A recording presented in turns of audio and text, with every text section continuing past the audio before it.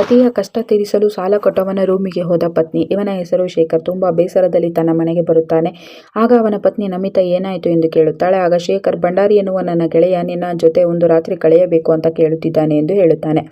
ಆಗ ಕೋಪಗೊಂಡ ನಮಿತಾ, ಅದಕ್ಕೆ ನೀನು ಏನು ಉತ್ತರ ಕೊಟ್ಟೆ? ಅವನ ಕಪಾಳಕ್ಕೆ ಬಾರಿಸಬೇಕಿತ್ತು ಎಂದು ಹೇಳುತ್ತಾಳೆ. ಆಗ ಶೇಖರ್, ನಾನು ಸಾಲಗಾರನಾಗಿದ್ದೇನೆ. ನನ್ನ ಬಿಸ್ನೆಸ್, ನನ್ನ ಮನೆ, ನನ್ನ ಗಾಡಿ ಎಲ್ಲ ಈಗ ಅವನ ಕೈಯಲ್ಲಿದೆ.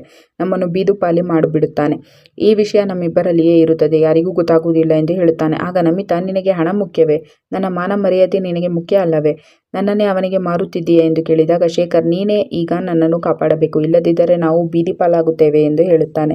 ಆಗ ನಮಿತಾ ಅದನ್ನು ನಿರಾಕರಿಸುತ್ತಾಳೆ. ನಿನ್ನ ಮಾತು ಕಟ್ಟಿಕೊಂಡು ನಾನು ಯಾರ ಜೊತೆಗೂ ಮಲಗಬೇಕಾ? ಇದು ಸಾಧ್ಯವಿಲ್ಲ ಎಂದು ಹೇಳುತ್ತಾಳೆ. ಆಗ ಶೇಖರ್, ಹಾಗಾದರೆ ನಾನು ಈಗ ಆತ್ಮಹತ್ಯೆ ಮಾಡಿಕೊಳ್ಳಬೇಕಾಗುತ್ತದೆ, ನನಗೆ ಬೇರೆ ವಿಧಿ ಇಲ್ಲ. ಆಗ ನೀನು ನಿನ್ನ ಮಾನ ಮರ್ಯಾದೆಯ ಮಾಲೆಯನ್ನು ನನ್ನ ಹೆಣದ ಮೇಲೆ ಹಾಕೋ ಎಂದು ಹೇಳುತ್ತಾನೆ. ಅವಳ ಕಾಲುಗಳನ್ನು ಹಿಡಿದುಕೊಂಡು, ಇದೊಂದು ಬಾರಿ ಈ ಕೆಲಸವನ್ನು ಮಾಡಿಬಿಟ್ಟರೆ ನಮ್ಮ ಪ್ರಾಬ್ಲಮ್ ಎಲ್ಲ ಪರಿಹಾರ ಆಗುತ್ತದೆ ಎಂದು ಹೇಳುತ್ತಾನೆ. ಈಗ ಕತೆ ಫ್ಲಾಶ್ ಬ್ಯಾಕ್ಗೆ ಹೋಗುತ್ತದೆ. ಶೇಖರ್ನ ಜೂಜಿನ ಚಟದಲ್ಲಿ ಬಿದ್ದಿರುತ್ತಾನೆ. ಗೆಳೆಯರೊಂದಿಗೆ ಜೂಜಾಡುತ್ತಾನೆ, ಜೊತೆಗೆ ಗೆಲ್ಲುತ್ತಾ ಇರುತ್ತಾನೆ. ಅದೇ ಸಮಯಕ್ಕೆ ಅವನ ಪತ್ನಿ ನಮಿತಾ ಕರೆ ಮಾಡಿ, ಎಲ್ಲಿದ್ದೀರಾ, ಮನೆಗೆ ಬನ್ನಿ ಎಂದು ಹೇಳುತ್ತಾಳೆ. ಆಗ ನಾನು ಬರುವವರೆಗೂ ನೀನು ಬಾಯಿ ಮುಚ್ಚಿಕೊಂಡು ವೆಯ್ಟ್ ಮಾಡು ಎಂದು ಬೈಯುತ್ತಾನೆ.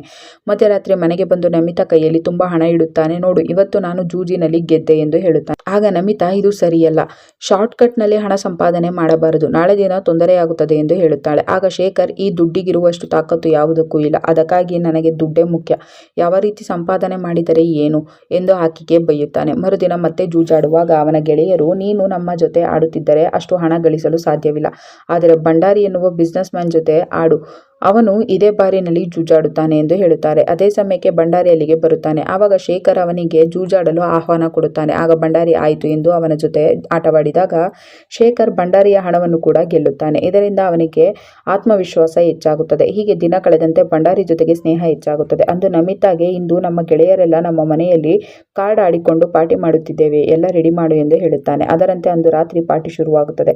ಅವನ ಗೆಳೆಯರ ಜೊತೆಗೆ ಭಂಡಾರಿ ಕೂಡ ಕಾರ್ಡ್ಸ್ ಆಡುತ್ತಾ ಇರುತ್ತಾನೆ. ಆದರೆ ಭಂಡಾರಿಯ ಕಣ್ಣು ನಮಿತಾ ಮೇಲೆ ಬೀಳುತ್ತದೆ. ಆಗ ನಮಿತಾ ಶೇಖರ್ನನ್ನು ಸೈಡಿಗೆ ಕರೆದು, ಇನ್ನು ಎಲ್ಲಿಯವರೆಗೂ ಆಡುತ್ತೀರಿ ಎಂದು ಕೇಳುತ್ತಾಳೆ. ಅವನು ಬೆಳಗಿನವರೆಗೂ ಆಗಬಹುದು ಎಂದು ಹೇಳುತ್ತಾನೆ. ಆಗ ನಮಿತಾ, ಈ ಭಂಡಾರಿ ನನ್ನನ್ನು ಕೆಟ್ಟ ದೃಷ್ಟಿಯಿಂದ ನೋಡುತ್ತಿದ್ದಾನೆ, ಇದೆಲ್ಲ ಮನೆಯಲ್ಲಿ ಒಳ್ಳೆಯದಲ್ಲ ಎಂದು ಹೇಳುತ್ತಾಳೆ. ಆಗ ಶೇಖರ್ ಅವಳಿಗೆ ಹೇಗೋ ಸಮಾಧಾನ ಮಾಡಿ ಸುಮ್ಮನಾಗಿಸುತ್ತಾನೆ. ನಂತರ ನಮಿತಾ ಕಿಚನ್ನಲ್ಲಿದ್ದಾಗ ಭಂಡಾರಿ ನೀರು ಕುಡಿಯಬೇಕೆಂದು ಬರುತ್ತಾನೆ. ನನಗೆ ದಾಹವಾಗಿದೆ ಎಂದು ಬೇರೆ ರೀತಿಯೇ ಹೇಳುತ್ತಾನೆ. ಆಕೆ ನೀರು ಕೊಡಲು ಹೋದಾಗ ಬೇಕು ಅಂತಲೇ ಅವಳನ್ನು ಕೆಟ್ಟ ದೃಷ್ಟಿಯಿಂದಲೇ ನೋಡುತ್ತಾ ಅವಳ ಮೈ ಕೈಗಳನ್ನು ಸವರಲು ಶುರು ಮಾಡಿಬಿಡುತ್ತಾನೆ. ಕೋಪಗೊಂಡ ನಮಿತಾ ಅವನ ಕಪಾಳಕ್ಕೆ ಬಾರಿಸುತ್ತಾಳೆ. ಇನ್ನೊಮ್ಮೆ ಹೀಗೆ ನನ್ನ ಜೊತೆ ನಡೆದುಕೊಂಡರೆ ಮರ್ಯಾದೆ ಕಳೆಯುತ್ತೇನೆ ಎಂದು ಬೆದರಿಸುತ್ತಾಳೆ. ಆಗ ಭಂಡಾರಿ, ನಾನು ನಿನ್ನ ಗಂಡನನ್ನು ಬರ್ಬಾದ್ ಮಾಡಿ ನೀನೇ ನನ್ನ ಹತ್ತಿರ ಬರುವಂತೆ ಮಾಡುತ್ತೇನೆ ನೋಡು ಎಂದು ಚಾಲೆಂಜ್ ಹಾಕಿ ಹೋಗುತ್ತಾನೆ. ಮರುದಿನವೇ ಭಂಡಾರಿ ಬಾರ್ನಲ್ಲಿ ಕಾರ್ಡ್ಸ್ ಆಡುವಾಗ, ನಾನು 1 ಕೋಟಿ ಹಣವನ್ನು ಜೂಜಿನಲ್ಲಿ ಹಾಕಲು ರೆಡಿ ಇದ್ದೇನೆ, ನೀನು ಅದರ ಬದಲಾಗಿ ಏನು ಹಾಕುತ್ತೀಯಾ ಎಂದು ಕೇಳುತ್ತಾನೆ. ಆಗ ಶೇಖರ್ ತನ್ನ ಗಾಡಿ, ಆಸ್ತಿ, ಬಿಸ್ನೆಸ್ ಎಲ್ಲವನ್ನೂ ಅಡವಿಡುತ್ತಾನೆ.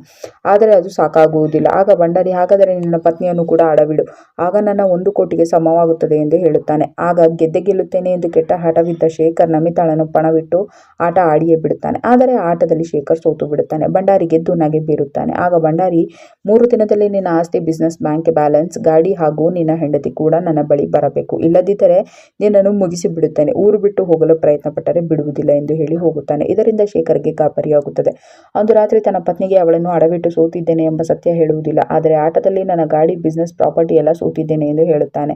ಆಗ ನಮಿತಾ, ಭಂಡಾರಿ ಹೇಗಿದ್ದರೂ ನಿಮ್ಮ ಗೆಳೆಯರಾಗಿದ್ದರು ಅಲ್ಲವೇ, ಅವರನ್ನು ರಿಕ್ವೆಸ್ಟ್ ಮಾಡಿಕೊಳ್ಳಿ, ಅಟ್ಲೀಸ್ಟ್ ಬಿಸ್ನೆಸ್ ಅನ್ನು ವಾಪಸ್ ಪಡೆದು ಇದರಿಂದ ದುಡಿದು ಅವರ ಹಣ ತೀರಿಸಿ ಬಿಡೋಣ ಎಂದು ಐಡಿಯಾ ಕೊಡುತ್ತಾಳೆ.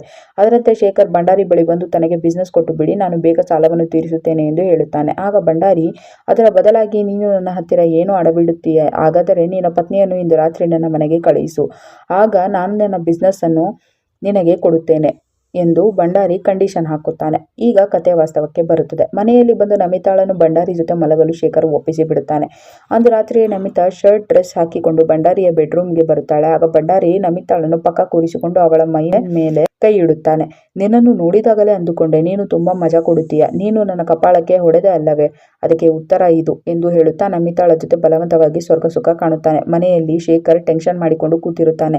ಎಲ್ಲ ಮುಗಿದ ಮೇಲೆ ಭಂಡಾರಿ, ನೋಡು, ನೀನು ಹೀಗೇನೆ ನನ್ನನ್ನು ಖುಷಿಪಡಿಸುತ್ತಾ ಇರು, ಅದೇ ರೀತಿ ನಾನು ನಿನ್ನ ಗಂಡನ ಸಾಲವನ್ನು ದಿನ ಕಳೆದಂತೆ ಪೂರ್ತಿ ಕ್ಲಿಯರ್ ಮಾಡುತ್ತೇನೆ ಎಂದು ಹೇಳುತ್ತಾನೆ.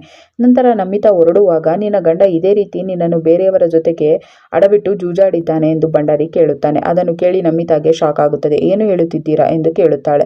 ಆಗ ಭಂಡಾರಿ, ನಿನ್ನ ಗಂಡನಿಂದನು ಜೂಜಿನಲ್ಲಿಟ್ಟು ಸೋತಿದ್ದಾನೆ, ಅದಕ್ಕಾಗಿಯೇ ಇಂದು ನೀನು ನನ್ನ ಜೊತೆ ಮಲಗಿದ್ದು ಎಂದು ಹೇಳುತ್ತಾನೆ.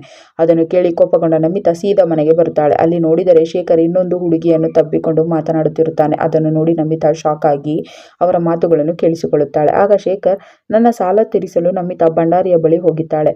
ಹೀಗೆ ಆಕೆ ಸ್ವಲ್ಪ ದಿನ ಕಂಟಿನ್ಯೂ ಮಾಡಿದರೆ ಇಡೀ ನನ್ನ ಸಾಲ ತೀರುತ್ತದೆ. ನಂತರ ಆಕೆ ಬಜಾರಿನ ಹೆಂಗಸು ಎಂದು ಹೇಳಿ ನಾನೇ ಅವಳಿಂದ ಡೈವೋರ್ಸ್ ತೆಗೆದುಕೊಳ್ಳುತ್ತೇನೆ.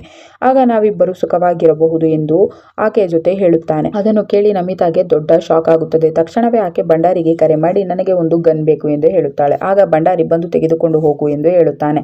ನಂತರ ನಮಿತಾ ಆ ಗನ್ ತೆಗೆದುಕೊಂಡು ಬಂದು ಶೇಖರ್ ಬಳಿ ಬರುತ್ತಾಳೆ. ಆಗ ಶೇಖರ್ ಹಾಗೂ ಆ ಹುಡುಗಿ ಶಾಕ್ ಆಗುತ್ತಾರೆ. ಆಗ ಶೇಖರ್ ಗಾಬರಿಯಿಂದ ನಾನು ನಿನಗೆ ಬಿಡಿಸಿ ಹೇಳುತ್ತೇನೆ ಎಂದು ಹೇಳುತ್ತಾನೆ. ಆದರೆ ನಮಿತಾ, ನಾನು ನಿನ್ನನ್ನು ಎಷ್ಟು ಪ್ರೀತಿಸುತ್ತಿದ್ದೆ, ಎಂತಹ ದ್ರೋಹ ಮಾಡಿದೆ ಎಂದು ಶೇಖರ್ನ ಹಣೆಗೆ ಗುಂಡಿಟ್ಟು ಕೊಲ್ಲುತ್ತಾಳೆ. ಆಗ ಆ ಹುಡುಗಿ ಅದನ್ನು ನೋಡಿ ಗಾಬರಿಯಾಗಿ ಅಲ್ಲಿಂದ ಓಡಿ ಹೋಗುತ್ತಾಳೆ. ನಂತರ ನಮಿತಾ ಕೂಡ ಕಣ್ಣೀರು ಹಾಕುತ್ತಾ ನಿಲ್ಲುತ್ತಾಳೆ.